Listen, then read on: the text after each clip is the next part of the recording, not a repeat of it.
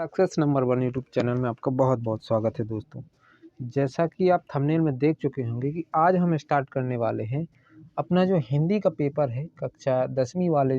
बहुत ही ध्यान से सुनिएगा इस वीडियो को और अच्छे से देखिएगा भी, क्योंकि इसमें जो आप लोग गलतियां करते हैं पेपर में जाके जो आंसर कॉपी लिखते हैं ना, तो जो गलतियां करते हैं उन गलतियों को आज मैं इसमें बताने वाला हूँ कि आप क्या क्या गलती करते हैं। वो गलतियाँ आपको नहीं करना है। आपको एक बच्चे का जो जिसकी मेरिट लिस्ट में नाम आया हुआ है, उसकी कॉपी में आज आपको दिखाने वाला हूँ कि उसने किस प्रकार से पेपर में लिखा हुआ था, जिससे उसके 100 में 100 नंबर पेपर में आए हुए थे। तो किस प्रकार आखिर वो कॉपी लिखते हैं ताकि उनके 100 में 100 नंबर आ जाते हैं, जबकि लिखते हम भी हैं और उनसे अच्छा भी लिखते हैं, लेकिन हमारे 100 में 100 नंबर क्यों नहीं आते, उसके भी कुछ रीज़न है। तो वही कारण हम इस वीडियो में आज जानने वाले हैं। तो दोस्तों इस वीडियो को ज़रा भी स्किप मत कीजिएगा। देख सकते हैं आप जो आपके माध्यमिक शिक्षा मंडल मध्य प्रदेश भोपाल वाले जो भी हैं, माध्यमिक शिक्षा मंडल कक्षा 10वीं वाले है ना, एमपी बोर्ड वाले, तो वो अच्छे तरीके से इस वीडियो को पूरा देखिएगा। यदि आप थोड़ा सा भी स्किप करते हैं तो आप हो सकता है कि जो गलती मैं बता रहा हूँ जो स्टूडेंट करते हैं वो आप उस गलती को स्किप कर जाएं। तो आपको वीडियो को स्किप नहीं करना है, पूरा पूरा वीडियो देखना है। और इसमें बहुत ही ज़्यादा इम्पोर्टेंट फैक्ट मैं आपको बताने वाला हूँ, तो आप पूरा ज़रूर देखिएगा। चलिए हम स्टार्ट करते हैं वीडियो को। आप देख सकते हैं ये पेपर है, आपको आंसर कॉपी सेम इसी प्रकार से दी जाएगी। तो आपको जो भरना है ना, जब देखिए आंसर कॉपी आपको किस प्रकार भरना है, देखिए यहाँ पर आपको परीक्षा विषय दिया जाएगा। तो परीक्षा विषय आपको लिख देना है, जो ही आपका सब्जेक्ट, जिस सब्जेक्ट का पेपर जिस दिन होता है उस दिन आपको वो सब्जेक्ट लिख देना है, ठीक। पेपर कोड, विषय कोड आपको जो आपका प्रवेश पत्र है उसी में लिखा होगा। जिस सब्जेक्ट का विषय कोड जो होता है उसी के सामने लिखा रहता है। परीक्षा का माध्यम, यदि आप हिंदी माध्यम से हैं, हिंदी मीडियम वाले हैं तो हिंदी लिखिएगा, और यदि इंग्लिश मीडियम वाले हैं तो इंग्लिश लिखिएगा। अब चलते हैं हम नीचे की तरफ थोड़ा, है ना। नीचे देख सकते हैं इसमें हमें क्या क्या भरना है। नीचे में आपको भरना है अपना रोल नंबर, यहाँ पर अंकों में अपना रोल नंबर अंकित कर देना है, और यहाँ नीचे और उससे नीचे आपको शब्दों में वही अंकित कर देना है। जैसे यहाँ पर देखिए इसमें इसने ऊपर वाले डिब्बे में 0 लिखा हुआ है, तो यहाँ पर जो लिखा होगा वो 0 लिखा होगा। फिर 1 लिखा है तो 1, 9, देखिए ऐसे बताता हूँ। यहाँ पर 0 लिखा तो यहाँ 0 लिखा है ना। 1 लिखा तो 1, 9 है तो 9, 2 है तो 2, 4 है तो 4, 3 है तो 3, 7 है तो 7, 4 है तो 4, 8 है तो 8, 1 है तो 1। इस प्रकार से आपको रोल नंबर अपना अंकित करना है, ना कि वैसे जो बड़े बड़े अक्षरों में हम होते हैं। देखिए एग्जाम्पल भी आपको नीचे दिया रहेगा, है ना। नीचे आपको एक एग्जाम्पल में समझाया रहेगा कि आपको किस प्रकार से करना है। देखिए अब चलते हैं हम इसकी जो है उत्तर पुस्तिका में आप किस प्रकार से पूरक उत्तर पुस्तिकाओं की संख्या, जैसे मतलब आप कोई लूज कॉपी लेते हैं, अलग से कॉपी, जैसे एक कॉपी तो हमें मिलती है, कितने पेज की मिलती है वो आप देख सकते हैं इसमें, है ना, कितने पेज की मिली हुई है। आप ये पृष्ठ संख्या लिखी हुई यहाँ पर देख सकते हैं। ये यहाँ पर प्रश्न क्रमांक, 1 मिनट बताता हूँ मैं आपको, कहीं एक जगह लिखा रहता है पूरा का कि ये है, देखो ऊपर लिखा हो गया 20 पृष्ठीय, है ना, ये लिखा हुआ है यहाँ पर। तो आपको टोटल 20 पेज की आपको कॉपी दी जाएगी, है ना। चलते हैं अब इसमें हम आगे की तरफ। तो यहाँ पर यदि आप कोई लूज कॉपी लेते हैं तो वो लूज कॉपी लिख देना है, और उसको शब्दों में लिख देना है कि कितनी लूज कॉपी ली है। परीक्षार्थी का कक्ष लिख देना है, जिस कक्ष क्रमांक में आपका पेपर हो रहा है। परीक्षार्थी का दिनांक लिख देना है, परीक्षा का दिनांक सॉरी, है ना। तो जिस दिन आपकी वो परीक्षा होगी उस दिन का दिनांक लिख देना है। बाकी आपको यहाँ पर अपनी सिग्नेचर कर देना है, नहीं सॉरी अपने नहीं करना, पर्यवेक्षक का हस्ताक्षर होगा, यहाँ पर जो आपकी परीक्षा लेने आएगा उसके हस्ताक्षर होंगे, है ना। अब चलते हैं, ये तो हो गया अपना फर्स्ट पेज तो निपट गया। अब हमें देखना है कि जैसे फर्स्ट क्वेश्चंस में वैकल्पिक क्वेश्चन दिए गए हैं। देखिए आप उससे जो मेरिट लिस्ट में आया हुआ है जो छात्र, उसकी देख सकते हैं आप किस प्रकार से कॉपी में एकदम प्रश्न क्रमांक ऐसा लिखा उसने, बीचों बीच कॉपी के बीचों बीच लिखना है आपको प्रश्न क्रमांक। और फिर देखिए उसके नीचे एक लाइन छोड़ देना है। एक लाइन छोड़ दी देखिए उसने, है ना। एक लाइन छोड़ने के बाद फिर देखिए पहला क्वेश्चन पहला का पहला डाला और उसने का नंबर इसका सही है। वैकल्पिक क्वेश्चन दिए गए थे, का नंबर सही होने के बाद कृष्ण के, ये आपको उसका सही जवाब है, इसलिए उसने केवल सही जवाब लिखा, ना कि आपको चारों के चारों ऑप्शन लिख देना है। और ना ऐसा करना है कि केवल ये बस लिख दो, वो ये पता नहीं है कि कौन से का है ना। तो ये आपको ध्यान देना है विशेषकर, क्योंकि कई छात्र क्या होते हैं कि आपको जैसे प्रश्न क्रमांक पहला डाल दिया उन्होंने, कृष्ण के डाल दिया, शहर डाल दिया, प्रवाजिका है ना, आत्म प्राणा, तो ये भी डाल दिया। और इस साइड जो ये लिखा हुआ है ना, पहले का, दूसरे का घा, तीसरे का घा, तो ये नहीं लिखती हैं, तो ये भी आपको खास करके ध्यान रखना है ना। तो जैसे पहला प्रश्न क्रमांक पहला डाला है, प्रश्न क्रमांक पहले में आपको यदि 5 या 6 या 7 जितने भी विकल्प दिए गए हैं, आपको उनको क्रम से लिखना है। पहला विकल्प दिया गया है, पहले विकल्प का जो भी सही है, जैसे का नंबर का है तो का नंबर डाल के यहाँ पर इन्होंने क्या लिख दिया, कृष्ण के, क्योंकि का नंबर में कृष्ण के होगा, है ना। ऐसे ही दूसरे में जब देखना है तो दूसरे में घा नंबर है, घा में शहद हो गया, है ना। और तीसरे में देखिए ऐसे ही तीसरा आप देखना है, सॉरी दोस्तों, है ना। तीसरे में देखना है कि तीसरे में कौन सा सही है इसका, तो उसका जो घा सही है तो घा नंबर लिख दिया और उसमें जो लिखा है वो लिख दिया। चौथे में देखिए, चौथे में जो अगला जो कुछ भी है, चाहे दा है, घा है या का है, तो वो लिख दिया और उसका जो भी लिखा हुआ है उस ऑप्शन में वो लिख दिया। ऐसे ही 5 में यदि 6 या 7 वैकल्पिक क्वेश्चन है तो 6 और 7 में भी आपको इसी प्रकार करना है।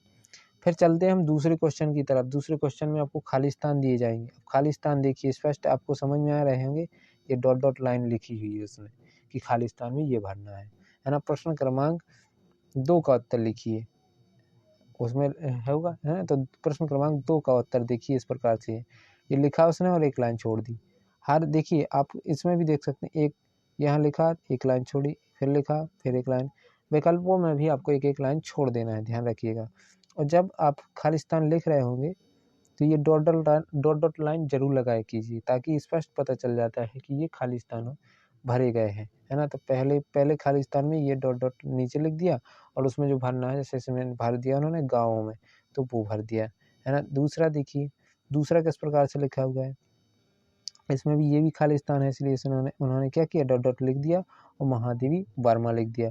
तीसरा देखिए, तीसरे में भी डॉट डॉट लिखा हुआ है और माद्री लिख दिया उन्होंने, है ना। चौथे में देखिए 16, इसमें भी डॉट डॉट किया है, क्योंकि ये सभी क्या है, खालिस्तान है। तो इनके जो आंसर है वो खालिस्तान में लिख देना है और खालिस्तान के चिन्ह जो है आपको नीचे लगा देना है। अब चलते हैं हम अगले क्वेश्चन की तरफ। जैसे इसमें तीसरा क्वेश्चन पूछा गया है, तीसरा क्वेश्चन में पूछे गए थे आपके जो क्वेश्चन, वो सत्य असत्य पूछे गए थे कि कौन सा प्रश्न सत्य है और कौन सा असत्य है।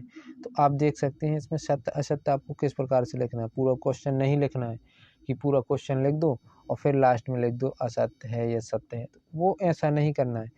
आपको प्रश्न पत्र में से प्रश्न पढ़ना है। तीसरे में जैसे आपको विकल्प सत्य सत्य पूछे गए हैं, तो तीसरा प्रश्न पढ़ा। तीसरा प्रश्न पढ़ने के बाद तीसरा प्रश्न पढ़ने के बाद उसके जो सत्य सत्य दिए गए हैं, उन सत्य सत्यों को पढ़ना है। जैसे हमने पढ़ा पहला सत्य सत्य का पहला क्वेश्चन, तो पहला क्वेश्चन पढ़ा और हमें लगा कि ये सत्य है, तो हमें क्या कर देना है, ये केवल सत्य लिख देना है, ना कि पूरा क्वेश्चन लिखना है। ऐसे ही दूसरा पढ़ा हमने और दूसरे में भी हमें लगा कि ये भी सत्य है, तो इसको भी हमें क्या करना है, लिखना है, ये सत्य लिखना है, सत्य है ना। इसमें भी लिखना है, ना कि जैसे हमने टिक लगा दिया ऐसे टिक नहीं लगाना है, क्योंकि कई महाजन लोग होते हैं जो केवल ऐसा बोले पहला लिख दिया, ऐसा पहला लिख दिया उन्होंने, ये सत्य है, तो ऐसे टिक नहीं लगाना है, क्योंकि स्पष्ट हिंदी में लिखा हुआ है सत्य और असत्य बताइए। तो सत्य लिखना है या असत्य लिखना है, ना टिक लगाना ना क्रॉस का चिन्ह लगाना है। ये बात आप अच्छे से ध्यान रखिएगा। तो जैसे इन्होंने देखिए लिखा है कि पहला सत्य है तो पहले का सत्य लिख दिया उन्होंने, दूसरा सत्य है तो दूसरे का सत्य लिख दिया, तीसरे का असत्य है तो असत्य लिख दिया, चौथे का देखिए असत्य लिख दिया उन्होंने, पांचवे का असत्य लिख दिया। तो जिस हम क्वेश्चन को जैसे ही पढ़ेंगे तो हमें स्पष्ट समझ में यदि आ जाता है कि ये सत्य है या असत्य है, तो हमें अपना सही जवाब यदि सत्य है तो सत्य लिख देना है, असत्य है तो असत्य लिख देना है, जैसा भी हो, है ना। तो आप चलते हैं अगले क्वेश्चन की तरफ। अगले क्वेश्चन में देखिए चौथा क्वेश्चन में सही जोड़ियाँ। सही जोड़ियाँ कई महाजन होते हैं, जैसे उन्होंने देखा कि पहले जैसे पेपर में छपी हैं वैसे ही लिख देना है, तो वैसे ही नहीं लिखना है आपको, जैसे पेपर में छपी हैं कैसे लिखना है आप देख सकते हैं। इसमें आपको होते हैं कई स्टूडेंट जो क्या गलतियाँ करते हैं कि उन्होंने पहले जैसे पेपर में लिखी हैं बिल्कुल सेम इस साइड की भी वैसी उतार दी और इस साइड की भी वैसी उतार दी, तो ऐसा नहीं करना है। पहली बात है ना कि दोनों साइडों की एक जैसी नहीं उतारना है, केवल आपको क्या करना है इस साइड वाले उतार लेना है। आपको आ नंबर के जो आ नंबर देखिए लिखा है, आ नंबर वाले खंड वाले आपको सभी उतार लेना है। फिर दूसरे बा नंबर वाली कब उतारना, कैसे उतारनी है देखो, जैसे हमें पता है कि पहले पथ की पहचान है ना, पहले की हरिवंश राय बच्चन है, अब वो ऋणा नंबर में है तो हमें ऋणा नंबर डाल के और हरिवंश राय बच्चन लिख देना है। यदि ऐसा नहीं लिखना है तो केवल आप इसमें क्या लिख दिए पहला और पहले का ऋणा नंबर हरिवंश राय बच्चन ऐसा लिख सकते हैं। लेकिन जो आपको इस फॉर्मेट में लिखा हुआ है कितना अच्छा दिख रहा है, देखो आपको देखने में कितना एकदम मतलब चेक करने वाला कहेगा कि हाँ, यदि वो कहीं थोड़ी मोड़ी मिस्टेक भी यदि देखता है तो वो सोचता है कि चलो यार उसने अच्छा लिखा है, अच्छी राइटिंग है उसकी, है ना, तो उसको नंबर इतना गहराई से मत देखो, है ना। थोड़ा मोड़ा तो वो पिघल ही जाता है आपकी फॉर्मेटिंग देखकर, है ना। तो आपको एकदम अच्छे तरीके से लिखना है। अब देखिए दूसरा क्वेश्चन, दूसरा जैसे आपको पता है कि आपको दूसरा का नंबर है तो आपको का नंबर डाल के 16 कलाएँ जो कुछ भी हो उसमें, इसमें 16 कलाएँ था तो 16 कलाएँ लिख दिया इन्होंने, है ना। तो कृष्ण 16 कलाएँ और जो जो भी होगा का नंबर होगा, खा नंबर होगा, गा नंबर होगा तो वो लिख के आपको ऐसे ही लिख देना है ना। नर्मदा जैसे देखिए अगला है इसका तीसरा, जैसे नर्मदा है तो इसका गा नंबर डाल के, क्योंकि उसमें जो पेपर में होगा आपका जो प्रश्न पत्र है मिलेगा जो, तो उसमें आपको ये अलग अलग दिए रहेंगे तो आपको इनको मिलाना होता है। इसने ये मिला दिए हैं, ये इसने एक दूसरे के सामने लिखे हैं ना तो ये मिलाए हुए हैं, आपको इसी प्रकार से लिख के आना है। ठीक, अब चलते हैं हम 5वें प्रश्न की तरफ। देखिए इसमें क्या होता है कि जो आपके 2-2 नंबर वाले होते हैं वो किस प्रकार से लिखने हैं उसकी डिटेल से आज मैं जानकारी आपको दूंगा आज में वीडियो में। देखिए आप देख सकते हैं प्रश्न पत्र 5 का उत्तर लिखिए, उत्तर है ये, तो किस प्रकार से लिखना है आप देख सकते हैं। इन्होंने पहले प्रश्न का जवाब लिखा हुआ है, देख सकते हैं। पहले प्रश्न का जो 2 नंबर का प्रश्न रहता है तो देखिए पहले प्रश्न में उन्होंने कितना लिखा हुआ है 2 नंबर के क्वेश्चन में, तब आपको ऐसे ही लिखना पड़ेगा, क्योंकि यदि आप 1 से 2 लाइन लिखते हैं ना तो उसका आपको प्रॉपर नंबर नहीं दिए जाएंगे, क्योंकि आपका उसमें शब्द सीमा दी रहती है ना, शब्द सीमा दी रहती है। इसलिए आपको जैसे मैं बता रहा हूँ इस वीडियो में आपको सेम इसी प्रकार से करना है। देखिए साधु से कभी उसकी जाति नहीं पूछना चाहिए, उससे केवल ज्ञान की बातें पूछना चाहिए। शिवाजी के पुत्र का देखिए एक शब्द में उत्तर है, सॉरी, है ना। तो ये 2-2 नंबर वाले नहीं है, अभी एक शब्द में उत्तर है। तो एक शब्द में या एक वाक्य में आप उत्तर दे सकते हैं, जैसे उसमें लिखा रहता है एक शब्द या एक वाक्य में उत्तर दीजिए। तो जो आपको लगता है कि इसमें हम एक शब्द में उत्तर नहीं लिख सकते, एक वाक्य में उत्तर देंगे, तो एक वाक्य में लिख देना। जैसे उन्होंने पूछा एक उसमें क्वेश्चन पूछा हो गया कि साधु से क्या नहीं पूछना चाहिए, तो साधु से उसकी जाति नहीं पूछना चाहिए, उससे केवल ज्ञान की बातें पूछनी चाहिए। और दूसरा जो है ना देख सकते हैं शिवाजी के पुत्र का नाम संभाजी था।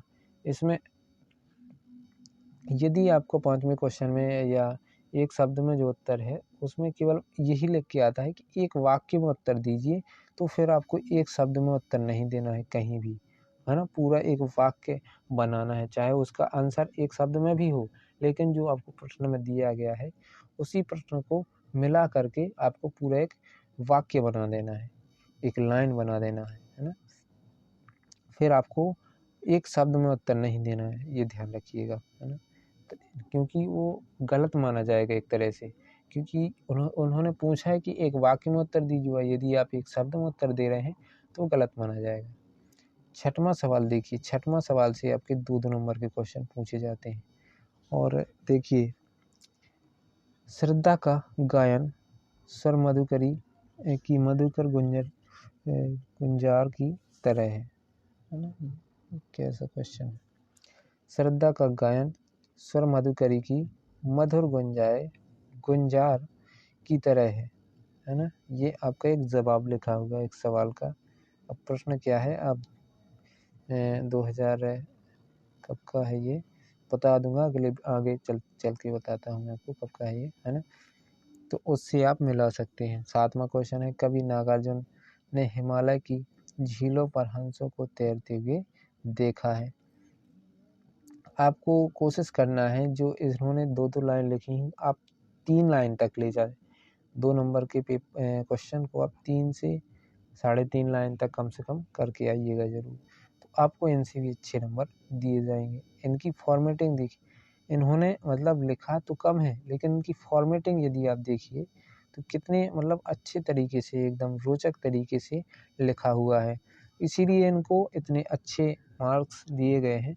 देखिए, आप 8वां क्वेश्चन देख सकते हैं, है ना? तुलसीदास जी के मन मंदिर में सदैव राजा दशरथ के 4 पुत्र राम लक्ष्मण भरत शत्रुघ्न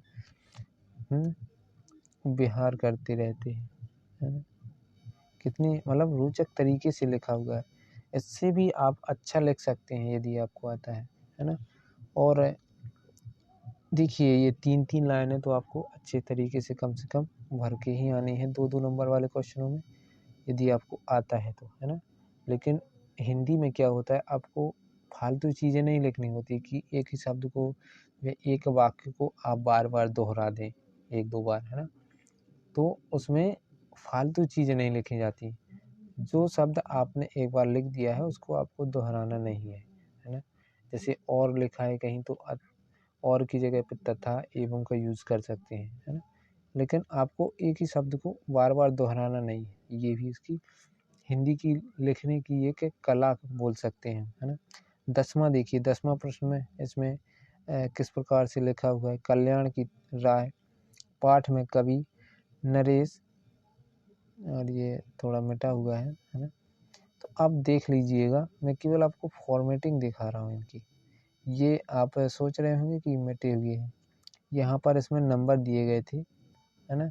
इसीलिए इनको जो है मिटाया गया है यहाँ पर, क्योंकि आपको पूरा स्पष्ट रूप से तो नहीं दिखा सकते कि कितने नंबर का पेपर था, इसीलिए इसको छिपाया गया है ना? 12वां क्वेश्चन देखिए आप, 12वां क्वेश्चन थोड़ा बड़ा वाला क्वेश्चन है ना? तेजस्वी पुरुष लाला लाजपत राय जी की 2 विशेषताएं, उनकी वाणी और दूसरी उनकी कलम है ना? लाला लाजपत राय की विशेषताओं के बारे में पूछा गया हुआ क्वेश्चन। 13वां क्वेश्चन देखिए, 13वें शास्त्रों में कहा गया है कि यदि धर्म की रक्षा यदि असत्य से होती है तो ऐसी परिस्थिति में मिथ्या भाषण भी सत्य से बड़ी वस्तु बन जाती है ना? 14वां क्वेश्चन देखिए, ये आपका यश के संसार के सबसे बड़े आश्चर्य संबंधी है ना प्रश्न का उत्तर देते हुए युधिष्ठिर ने कहा था कि इसमें युधिष्ठिर जी के बारे में क्वेश्चन कुछ किया गया होगा। आपको मैं कौन से वर्ष का है ये बता देता हूँ अभी। प्रश्न ये अपना जो पेपर होगा लास्ट में, पेपर के पूरा कंप्लीट जैसे होता है तो आपको उस वर्ष का बता दूंगा कि इस वर्ष से आप मिला लीजिए, तो आपको देख भी सकते हैं उनके क्वेश्चनों के आंसर, है ना? 15वां क्वेश्चन में देखिए, आपको तुम अपना कार्य करो, इसमें जो है वाक्य आपको बनाने हैं, वाक्य शुद्धि करनी है, वो दिए गए हैं। ये मतलब ऐसे कि आपको एक वाक्य दिया गया होगा, उसमें बोला होगा कि नेगेटिव बनाइए या विस्मयादि बोधक वाक्य बनाइए या ऐसा प्रश्नवाचक बनाइए, इस प्रकार के क्वेश्चन पूछे जाते हैं, है ना? 16वां क्वेश्चन में देखिए, महाकाव्य के बारे में पूछा गया है, उदाहरण सहित साकेत और कामायनी, है ना? साकेत मैथिली शरण गुप्त जी की है और कामायनी जो लिखी गई है वो जयशंकर प्रसाद जी द्वारा लिखी है। 17वां प्रश्न है, देखिए, वनवास की कठिनाइयों के बीच अर्जुन, भीम और युधिष्ठिर, देखिए अर्जुन, भीम और युधिष्ठिर जी जब मतलब वनवास में गए थे उस समय के बारे में कुछ क्वेश्चन किया गया है। 18वां क्वेश्चन देखिए, सो जाना, नींद आना, नींद आ जाना, मतलब ये आपके मुहावरे दिए गए हैं 18वें क्वेश्चन में। तो मुहावरे भी पूछे जाते हैं, मुहावरे अच्छे तरीके से तैयार कर लीजिएगा, क्योंकि मुहावरे और लोकोक्ति हो गई, आपकी मुहावरे हो गए, है ना, संधि हो गए, ये आपके जो ग्रामर से है, रस हो गए, रस में से एक क्वेश्चन आपका आता ही आता है, एक आपका अलंकार से पूछा ही पूछा जाता है ना, और ये आपके मुहावरों से पूछा ही पूछा जाता है। और ये देख सकते हैं यहाँ पर रस के स्थायी भाव और संचारी भाव के क्वेश्चन पूछा गया है। स्थायी भाव और संचारी भाव में अंतर बताइए। सहृदय के हृदय में जो भाव स्थायी रूप से विद्यमान रहते हैं उनको स्थायी भाव बोल दिया, है ना, और आश्रय के चित्त में उपस्थित अस्थिर मनोविकार को संचारी भाव बोलते हैं। देख सकते हैं, आप चाहें तो स्क्रीनशॉट लीजिए और इसको लिखना चाहें तो लिख लीजिएगा। चलिए अब हम चलते हैं 20वें क्वेश्चन की तरफ। इसमें प्रयोगवादी कवियों की विशेषताएं पूछी गई हैं। तो ये विशेषताएं जो आपके काव्य खंड के शुरुआत में जो मतलब किताब आपकी जो बुक है उसमें काव्य खंड की शुरुआत में कुछ टॉपिक जोड़े गए हैं, वो प्रयोगवाद, नई कविता, है ना, ये सभी जहाँ से आपकी हिंदी की शुरुआत हुई थी तो उसमें से आपके एग्ज़ाम में क्वेश्चंस आते ही आते हैं, तो आप उनको भी अच्छे से तैयार कर लीजिएगा। जैसे आपके छायावादी काव्यधारा की कवियों की विशेषताएं हो गई, है ना, भक्तिकालीन कवियों की विशेषताएं बताइए, भक्ति काल को भक्ति काल क्यों कहा जाता है, ये क्वेश्चन हो जाता है। वीर गाथा काल को स्वर्ण युग क्यों कहा जाता है। ऐसे क्वेश्चन आते रहते हैं दोस्तों, तो आप इन क्वेश्चनों को अच्छे तरीके से तैयार कर लीजिएगा। 21वां क्वेश्चन देखिए, 21वां क्वेश्चन में जीवनी और आत्मकथा, ये भी आपके कहाँ से हैं, ग्रामेटिकल भाग से ही क्वेश्चंस दिए गए हैं। तो आपको ग्रामर पर ज़्यादा ध्यान देना है इसकी, हिंदी की, है ना। पाठों से क्वेश्चन कम आते हैं, अथवा में आते हैं, लेकिन ग्रामर से ज़्यादा क्वेश्चन पूछे जाते हैं। और साथ ही साथ आपको जो लेखक हैं उनके परिचय पर थोड़ा ध्यान देना है कि उनकी भाषाओं में उनकी जो भाषाएं होती हैं वो किस किस भाषा में वो अपना गद्य या पद लिखते हैं, उस भाषा को आपको अच्छे तरीके से याद रखना है। क्योंकि आप जो परिचय लिखेंगे किसी भी लेखक या कवि का, तो वहाँ पर वो काम आने वाले हैं। और लेखकों के और कवियों की कुछ रचनाएं भी आप 3 से 4 रचनाएं तो कम से कम याद कर ही लीजिए, कीजिए, है ना, क्योंकि पूछ ही जाना है। किसी ने आपको एक कवि मतलब अथवा में आएंगे 2 कवि और 2 लेखक, तो 2 कवि में से एक कवि के बारे में आपको लिखना है परिचय, और 2 लेखकों में से एक लेखक का परिचय लिखना है। तो इसलिए मैं बोल रहा हूँ कि आप जो है उनकी जब पाठ पढ़ते हैं तो उस समय थोड़ा ध्यान दीजिए कीजिए कि उनकी जो शैली है, उस शैली में कौन सी भाषा का यूज किया गया है। एक तो उनके परिचय यदि आप अच्छे ध्यान से पढ़ते हैं तो उनके परिचय में स्पष्ट लिखा रहता है कि इनके काव्य खंड में इस भाषा का प्रयोग किया गया है, इन शैलियों की उपयोग किया गया है। तो आपको वैसे, और यदि आप ध्यान से पढ़ते हैं ना तो उसमें भी समझ में आ जाता है ना। प्रश्न 23 का उत्तर, आप प्रश्न क्रमांक जो 23 का है इसमें देखिए कवि के बारे में लिखना है निबंध आपको, है ना, भाषा शैली जिसे इसमें देख रहे हैं। हाँ, एक चीज़ ज़रूर मैं बताना भूल गया थोड़ा, इसमें जो लिखना है देखिए, इन्होंने जो है रचनाएं कामायनी और लहर, आंसू, झरना आदि ये एक साथ लिखी हुई, लेकिन आपको ऐसा नहीं लिखना है। आपको लिखना कैसे है देखो मैं बताता हूँ। रचनाएं लिखा है, रचनाएं लिख के आपको लिख देना है पहला डाल दिया कामायनी, है ना, फिर दूसरा डालेंगे क्या, दूसरा डालेंगे, दूसरा नंबर डाल के एक मिनट दोस्तों,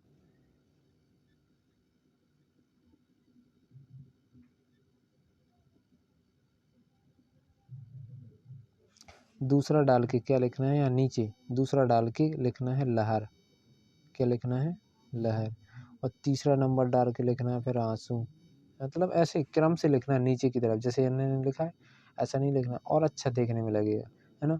भाव पक्ष लिख के और एक लाइन थोड़ी सी छोड़ देना है। ये भाव पक्ष लिखा, यहाँ नीचे लाइन खींचो, यहाँ खींचा, ये पूरी लाइन छोड़ दी, यहाँ से लिखना चालू किया उसके नीचे वाली लाइन से, इस वाली से, है ना। यहाँ से लिखना आपको चालू करना है। इन्होंने क्या किया है, ये ऐसे स्पष्ट रूप से नहीं दिखाई दे रहा है ना, तो आपको देखने में और अच्छा लगे। कला पक्ष में देखिए इन्होंने एक लाइन तो छोड़ना ही, आपको बीच में एक लाइन छोड़ दी, फिर इस कला पक्ष लिखा और पूरी लाइन छोड़ देना है, फिर यहाँ से लिखना चालू करना है ना। ये ध्यान रखिएगा, ताकि और अच्छे से आप जितना अच्छे सजा कर, मतलब अच्छे से एक तरह से हम उनको दिखा रहे हैं, जैसे हम कोई चीज़ बेच रहे हैं तो उसके बारे में अच्छे से अच्छा, जितना अच्छा हो सके उतना अच्छा बोलते हैं, है ना। जैसे हम किसी मोबाइल शॉप पर जाते हैं तो वो मोबाइल शॉप वाला कभी ये नहीं कहता कि ये हमारा मोबाइल जो क्या है ख़राब है या इसमें ये कमी है, ये कभी नहीं बोलता। वो बताएगा कि ये मोबाइल इतना अच्छा है कि आप इसको लेंगे ना तो बहुत ही ज़्यादा आपको इसका स्टोरेज मिलेगा, है ना। इसकी टच स्क्रीन बहुत अच्छी काम करती है और इसमें स्पीकर भी A1 क्वालिटी का लगा है। मतलब वो आप उसकी क्वालिटी गिनवाए। ऐसे ही आपको क्या करना है कि आप समझो ये एक सेलिंग का काम कर रहे हैं, है ना। इतना अच्छा लिखना है, इतना अच्छा लिखना है कि सामने वाला चेक करने वाला भी सोचे कि हाँ यार किसी ने लिखा है, बहुत अच्छा लिखा है ना। तो यदि आप पढ़ेंगे, पहली बात तो यदि आप पढ़ेंगे तभी लिख पाएंगे, क्योंकि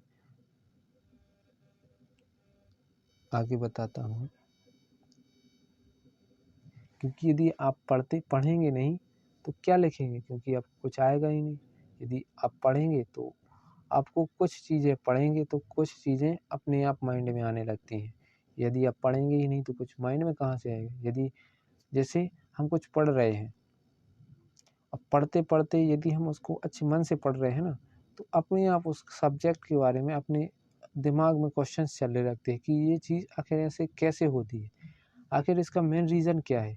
तो ये चीज़ें आपके अंदर आना चाहिए, ये चीज़ें बहुत ज़रूरी है। आपको यदि कोई सब्जेक्ट आप अच्छे तरीके से पढ़ते हैं तो आपके अंदर ये चीज़ें ज़रूर आएंगी, यदि मन से पढ़ते हैं। यदि ऊपर ऊपरी पढ़ते हैं तो उसमें कोई शक वाली बात ही नहीं, फिर तो चलता रहता है सब, पढ़ाई होती रहती है, काम होता रहता है ना। ऐसा नहीं करना है ना। 24वां क्वेश्चन देखिए, 24वां क्वेश्चन में, हाँ ये भी बहुत ज़्यादा इम्पोर्टेंट है समझाने के लिए। जैसे आपको एक वाक्य पूरा गद्यांश दिया रहता है तो गद्यांश में संदर्भ और प्रसंग और व्याख्या पूछी जाती है। संदर्भ हम क्या लिखते हैं, देखिए संदर्भ में जो हम लिखते हैं, प्रस्तुत पद्यांश हमारी पाठ्य पुस्तक नवनीत के अंतर्गत पाठ शौर्य और देश प्रेम के शीर्षक, है ना, दीवों का वीरों का कैसा हो बसंत से लिया गया है। वीरों का कैसा हो बसंत से लिया गया है। तो आपको यही फॉर्मेट लिखना पड़ता है। इसमें संदर्भ में लिखते हैं कि ये जो आपका गद्यांश है किस बुक से लिया गया है और किस टॉपिक से लिया गया है या किस पार्ट से लिया गया है, वही लिखना पड़ता है इसमें, है ना। और उसका शीर्षक यदि आपको पता है तो शीर्षक लिख सकते हैं, नहीं तो आपको ये लिखना है कि ये इस बुक से लिया गया है। जैसे इसमें लिखा हुआ है ना, प्रस्तुत पद्यांश हमारी पाठ्य पुस्तक नवनीत के, है ना, पाठ या अध्याय, है ना, कुछ भी जो आपको अच्छा लगे उस समय पर।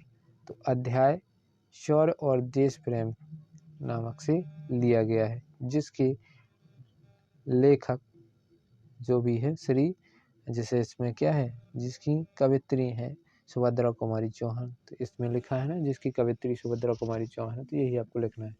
आपको लिखना है इसमें संदर्भ में कि प्रस्तुत पद्यांश हमारी पाठ्य पुस्तक, जो भी पाठ्य पुस्तक है आपकी उस पाठ्य पुस्तक का नाम लिखना है। जैसे नवनीत है, MP में अधिकतर नवनीत ही चलती है 10वीं में, है ना। तो हमारी प्रस्तुत पद्यांश हमारी पाठ्य पुस्तक नवनीत की अध्याय शौर्य और देश प्रेम नामक शीर्षक से लिया गया है। या नामक अध्याय से लिया गया है, जिसकी कवित्री या जिसके कवि और उनका जो कुछ भी नाम है। जैसे यहाँ पर इसमें क्या है, सुभद्रा कुमारी चौहान है, उस पाठ के लेखक का नाम है ना, सॉरी उस पाठ के कवि का नाम। लेखक अलग होता है और कवि अलग होता है। लेखक जो होता है, हाँ सॉरी, इसमें लेखक ही आएगा। भर रही बसंत, सॉरी, यदि आपको काव्य खंड के रूप में, कैसे कविता के रूप में यदि आपको गद्यांश दिया गया है तो आपको उसके लिए लिखना है कवि, ये दोहे के रूप में दिया गया तब भी कवि। और यदि पूरा गद्यांश दिया गया है, पद्यांश दिया है तो कवि, और गद्यांश दिया गया है तो आपको लेखक लिखना है, ये याद रखिएगा, है ना। क्योंकि लेखक जो होते हैं वो गद्यांश लिखते हैं, और जो पद लिखते हैं, पदों में जो कविताएं लिखते हैं वो कवि होते हैं। 25वां क्वेश्चन देखिए, 25वां क्वेश्चन में पूछा गया है, देखिए सेम वही, इसमें गद्यांश पूछा गया, उसमें क्या पूछा गया था, पद्यांश पूछा गया था। अब चलते हैं हम आगे क्वेश्चन की तरफ। इसमें भी वही चीज़ रहती है, देखिए क्या क्या रहता है, संदर्भ प्रसंग और व्याख्या, संदर्भ प्रसंग और व्याख्या रहती है, ये ध्यान रखिएगा। अब चलते हैं हम इसमें, देखिए 26वें क्वेश्चन की तरफ। 26वें क्वेश्चन में पूछा गया था आपका एक पैराग्राफ या पैसेज बोल सकते हैं, एक पैसेज दी रहती है, पैसेज को क्या बोल रहे हैं, गद्यांश बोल सकते हैं, है ना। एक गद्यांश दिया रहेगा, उसमें से क्वेश्चंस पूछे जाएंगे। उन क्वेश्चनों के आंसर आपको उसी गद्यांश में से छांट के लिखने पड़ते हैं। तो उसमें शीर्षक पूछा जाएगा। शीर्षक का मतलब होता है कि यदि हम उसको पढ़ें उस पूरे गद्यांश को, तो उसका जो मेन चीज़ है आखिर वो किस पर आधारित है, उसी को बोलते हैं हम शीर्षक। कि वो पूरा गद्यांश आखिर किस टॉपिक पर आधारित है, आखिर क्या बताना चाहता है वो, है ना। उससे हमें मतलब मेन क्या चीज़ है उसमें, उसका एक शब्द में हम उसको क्या कह सकते हैं, जो पूरे गद्यांश में समझा रहा है उसको हम एक शब्द में क्या बोल सकते हैं एक तरीके से, है ना। तो वही है। और फिर उसमें कुछ क्वेश्चंस पूछे जाते हैं, उनके आपको आंसर लिख देना है इस प्रकार से, है ना। आप देख सकते हैं इस प्रकार से उन्होंने आंसर लिखी हुई है, ये देख सकते हैं आप, है ना। तो 27वां क्वेश्चन में आपको एक एप्लीकेशन है जिसको आवेदन पत्र कहते हैं ना, वो पूछा जाएगा। ये पूछा जाता है आपको अधिकतर या तो छुट्टी के लिए पूछा जाता है, या आपका लाउड स्पीकर जिसको ध्वनि प्रदूषण वाले जो सॉरी, जैसे आपको परीक्षा का टाइम चल रहा है और कई लोग डीजे बजाते हैं ना, तो आप कलेक्टर साहब को एक एप्लीकेशन लिखते हैं ताकि वो डीजे क्या करें, बंद कर दें अपनी, है ना। तो उसके लिए होता है। और भी होते हैं, है ना। जैसे कि आपका, जैसे बिजली विभाग में आपके यहाँ बिजली की कटौती होती है, या बिजली में कोई घर में बिजली नहीं आ रही है तो कोई प्रॉब्लम है, तो आप अपने बिजली विभाग को एक एप्लीकेशन लिखिए कि हमारे घर की बिजली क्या है, ख़राब है। तो वो आएंगे और आपकी बिजली की कनेक्शन को जहाँ भी सही नहीं प्रॉपर काम कर रहा है करके जाएंगे, है ना। वो हो जाता है। और होता है सचिव के लिए भी होता है एक, है ना। तो ये छोटी छोटी आप याद रख लीजिएगा। अब है 28वां क्वेश्चन। 28वें क्वेश्चन में आप देख सकते हैं कोई एक टॉपिक दिए जाते हैं आपको, 5 से 6 टॉपिक दिए जाएंगे। उन 5 से 6 टॉपिकों में आपको केवल प्रस्तावना लिखनी है, सॉरी रूपरेखा लिखनी है। रूपरेखा का मतलब होता है कि जैसे आपको एक फंक्शन करना है कोई भी, मतलब है कि मान लीजिए आपको एक समारोह कोई सा भी करना है, जैसे शादी समारोह मान के चलिए, कोई शादी समारोह करना है, तो शादी समारोह करने से पहले हम उसकी रूपरेखा कैसे बनाते हैं, रूपरेखा ऐसे बनाते हैं कि हम सोचते हैं कि भाई सबसे पहले क्या करना है हमको, उसके शादी के कार्ड छपवाने हैं, पहला काम तो ये होगा, है ना। दूसरा काम फिर उसकी अगला स्टेप आएगा, उस शादी के कार्डों को वितरण करना है ना। तीसरा स्टेप है अपना, मान लीजिए कि हमें जो है शादी में जितने लोगों को खाना खिलाना है उनके लिए आखिर कितने लोग हो सकते हैं ऐसे कि जिनको हमें खाना खिलाना है, एक ये स्टेप हो गया। फिर उनके लिए उस खाना की सामग्री को लाना, है ना। तो ये एकदम स्टेप से चले आते हैं हम। तो ऐसे ही रूपरेखा होती है। कोई किसी सब्जेक्ट पर जब हम लिखते हैं, निबंध लिखते हैं, तो उससे पहले हम उसकी पूरी फॉर्मेटिंग को 4 से 5 या 7 से 8 लाइनों में हम क्या करते हैं, उसकी रूपरेखा तैयार करते हैं। जैसे कि आप देख भी सकते हैं स्क्रीन पर, ये इन्होंने एक रूपरेखा तैयार की हुई है पुस्तकालय पे। तो इसमें देखिए, सबसे पहले यह याद रखिएगा कि जब भी रूपरेखा या निबंध लिखते हैं तो जो पहली हेडलाइन होगी अपनी, वो होगी प्रस्तावना, और लास्ट की होगी उपसंहार। उपसंहार का मतलब होता है कि पूरा जो हमने लिखा हुआ है उसका एक सार, उपसंहार, है ना। पूरा जो सार है, जो निबंध हमने पूरा लिखा हुआ है उसमें क्या सार लिखा है, उसी को लिखते हैं हम उपसंहार में। 28वां का उत्तर देखिए, 28वें क्वेश्चन में आपसे पूरा निबंध पूछा जाएगा। तो जैसा आपको 27वां में देखिए प्रस्तावना लिखनी, रूपरेखा लिखनी है ना। और 28वां क्वेश्चन में रूपरेखा तो लिखनी ही है। जैसे निबंध के लिए बोलता है कि निबंध लिखिए, तो रूपरेखा उसमें भी लिखनी है, और रूपरेखा लिखने के बाद फिर आपको क्या करना है, उसका निबंध लिखना चालू करना है। देखिए निबंध के लिए इसने कितने अच्छे तरीके से एक दोहा टाइप का भी लिखे है। वृक्ष है तो पर्यावरण है, और पर्यावरण से ही हम सब हैं। कितने मतलब अच्छे तरीके से आप देख सकते हैं, आपकी राइटिंग इनसे भी अच्छी आती होगी, है ना, देख सकते हैं। लेकिन यदि आप एकदम अच्छे तरीके से लिखते हैं तब आपको अच्छे नंबर दिए जाएंगे।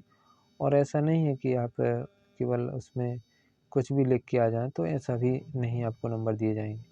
एकदम फैक्ट चीज़ें लिखना है और अच्छे तरीके से लिखना है, और जो कुछ हमें याद है उसी आधार पर लिखना है ना। आप देख सकते हैं ये आपका पेपर है, ये है आपका 2019 का पेपर है ना। तो 2019 के आप पेपर में देख सकते हैं कि क्या क्या आपसे क्वेश्चन पूछे गए थे। तो इसके आपके जवाब इसमें दिए गए हैं। तो आप एक बार उस क्वेश्चन पेपर को और इसको मिला सकते हैं यदि मिलाना चाहें, है ना। और ये आपकी देख सकते हैं उसने एक लूज़ कॉपी ली थी, सेकंड कॉपी, तो उसको भी उसने फर्स्ट पेज में बताया हुआ था कि ये लूज़ कॉपी हमने ली हुई है। तो इसी प्रकार से आपको भी करना है कि लूज़ कॉपी यदि लेना है तो उसको दिखाना है कि हाँ भाई हमने ये लूज़ कॉपी ली हुई है। तो ये था अपना हिंदी का। आप और भी सब्जेक्ट के अब यदि आपको चाहिए हैं तो आपको इसी चैनल पर प्लेलिस्ट में जाइए, तो उनकी भी वीडियो आपको अदर सब्जेक्ट के सभी की मिल जाएंगी कि कौन सा सब्जेक्ट आपको किस प्रकार से लिखना है, ताकि क्या, चाहे वो हिंदी हो, हिंदी का तो मैंने ये दिखा दिया है, इंग्लिश का भी आपको देखने को मिल जाएगा। तो एक इंग्लिश का भी आपको देख लेना है अच्छे तरीके से। तो चलिए हम ये वीडियो आज यहीं समाप्त करते हैं, और मिलते हैं आपको अगले वीडियो में एक अगले पेपर के साथ। तो आज के लिए इतना ही दोस्त। यदि आप चैनल पर नए हैं तो चैनल को सब्सक्राइब कीजिए, वीडियो को लाइक कीजिए, और अपने दोस्तों में ज़्यादा से ज़्यादा शेयर कीजिए, ताकि उनको भी जो इस वीडियोज़ में मैंने आपको इन्फॉर्मेशन दी है वो उन तक भी पहुंच जाए, और उनका भी पेपर अच्छे से जाए, और अच्छे से अच्छा वो भी लिख के आए पेपर में। तो आप इतनी हेल्प उनकी कर सकते हैं, और मैं जितनी हो सकता है उतनी हेल्प करता हूँ आपकी। तो आप मेरी हेल्प थोड़ी सी कर दीजिए, बस एक चैनल को सब्सक्राइब कर लीजिए, बेल आइकन को दबा लीजिए, और वीडियो को लाइक कीजिए। बस इतना ही आपको थोड़ी सी हेल्प मेरी कर देनी है। बाकी आपके लिए फ्री सेवा है ना। तो इतना तो आपका हक बनता ही है, इतना तो मेरा हक बनता ही है कि मैं आपसे इतनी चीज़ मांग सकूं। बाकी आपकी इच्छा है, यदि आपको वीडियो पसंद आया हो तो लाइक कीजिए, नहीं तो आपकी इच्छा।